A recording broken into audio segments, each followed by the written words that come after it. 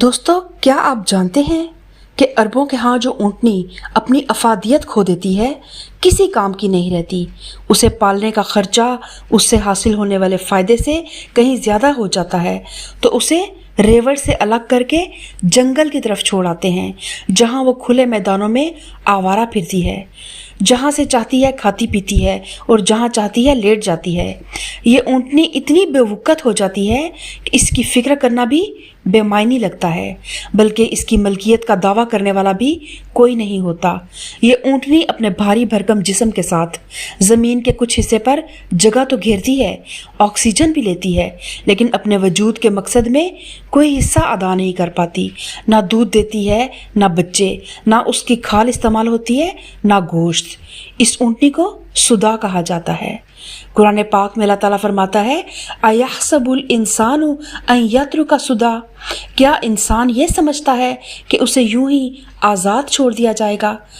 قرآن کریم نے اس لفظ کو ایسے انسان کے لیے استعمال کیا ہے جو اپنی اصل ذمہ داری اور مقصد کو چھوڑ بیٹھا ہو، جس کی زندگی وحی کے نور سے خالی ہو، جس کے ذہن میں موت کی کوئی فکر نہ ہو، جسے آخرت میں جواب دہی کا کوئی احساس نہ ہو، جو صرف کھاتا پیتا اور عیاشی کرتا ہو، جس کا سب سے بڑا مقصد گھر بنانا، دوسرے ملک شفٹ ہونا، بے مقصد سوشل میڈیا استعمال کرنا ہو۔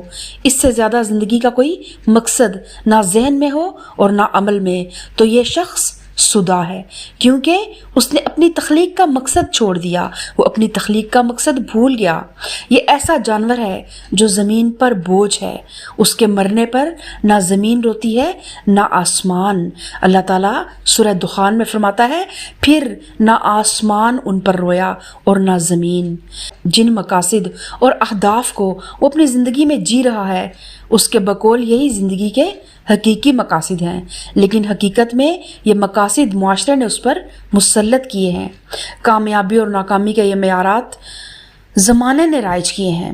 اگر وہ قرآن پڑھ لے، نبی اکرم صلی اللہ علیہ وسلم کی سیرت کو دیکھ لے، تو اس سے شدت سے احساس ہو کہ میں تو سدا ہوں۔